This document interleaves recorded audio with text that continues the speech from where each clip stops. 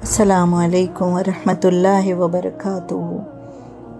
आदम अलैहिस्सलाम और हव्वा के बारे में मैंने पहले एक वीडियो बनाई थी जिसमें उनकी तख्लीक से लेकर जन्नत के ममनुआ पेड़ के फल खा लेने और अल्लाह ताला की नाराज़गी और उनका जन्नत से निकाल जाना शामिल था।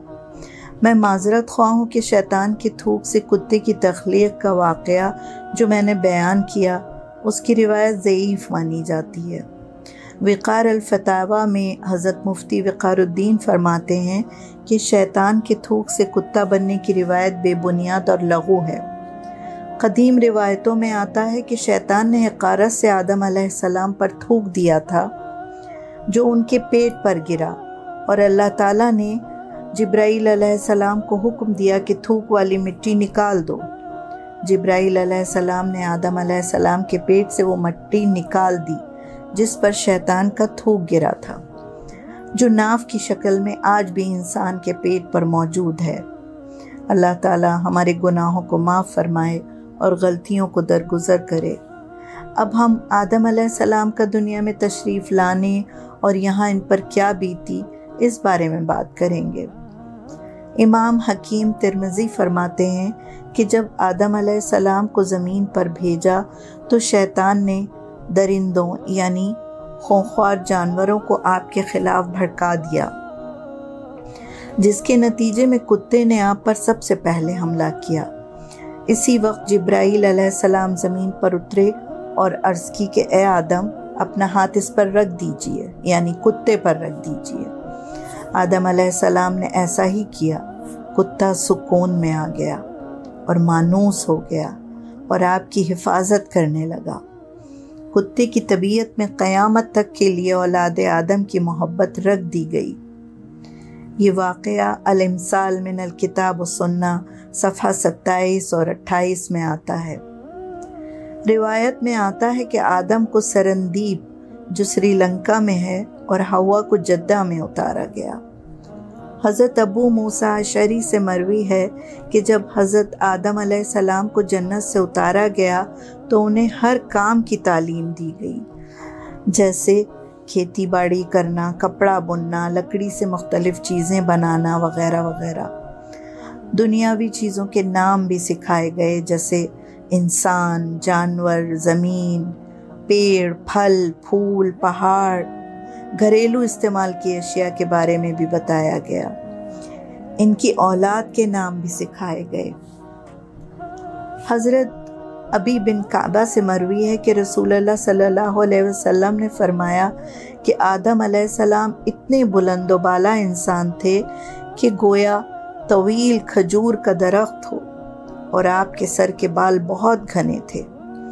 हज़रत आदम जब ज़मीन पर तशरीफ़ लाए तो हजरे अस्वद उनके एक हाथ में था जो बर्फ़ की सिल की तरह सफ़ेद था और दूसरे हाथ में जन्नत के दरख्तों के पत्ते भी थे।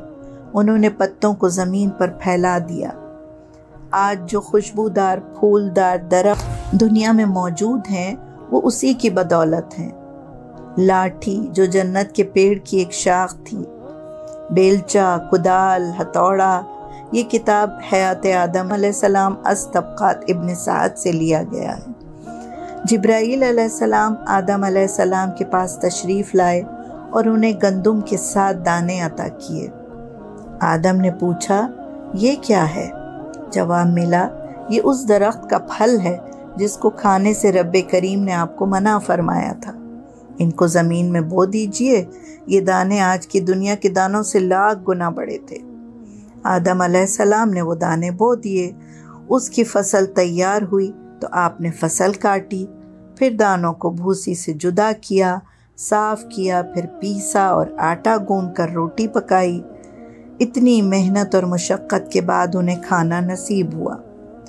ये क़ससुल क़ुरआन इब्न कसीर से साबित है।